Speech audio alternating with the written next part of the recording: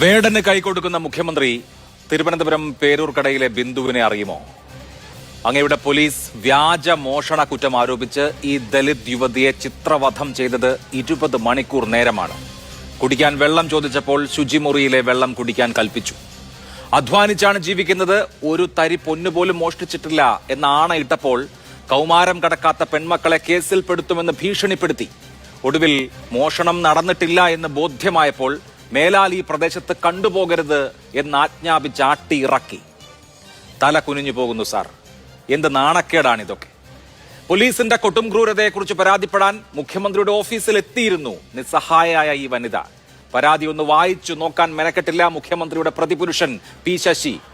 മോഷണ പരാതി കിട്ടിയാൽ പോലീസ് കേസെടുക്കും, അതിൽ പരാതി ഉണ്ടെങ്കിൽ കോടതിയിൽ പോയിക്കൊള്ളണമത്രേ.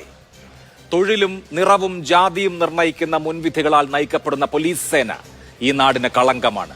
ഒരു എസ്ഐയുടെ സസ്പെൻഷൻ കൊണ്ട് ഈ അനീതിക്ക് പരിഹാരമാവുകയില്ല. 4ാം ഭരണവാർഷികം എന്റെ കേരളം എന്ന് പേരിട്ട് നാടാകെ കൊട്ടിഘോഷിക്കുമ്പോൾ ഓർക്കണം, ഇത് ബിന്ദുവിന്റെയും കൂടി കേരളമാണ്. അരികുവൽക്കരിക്കപ്പെട്ട സകല മനുഷ്യരുടെയും കേരളമാണ്. ഇവിടെ നീതി ഉണ്ടായേ പറ്റൂ സർക്കാരെ.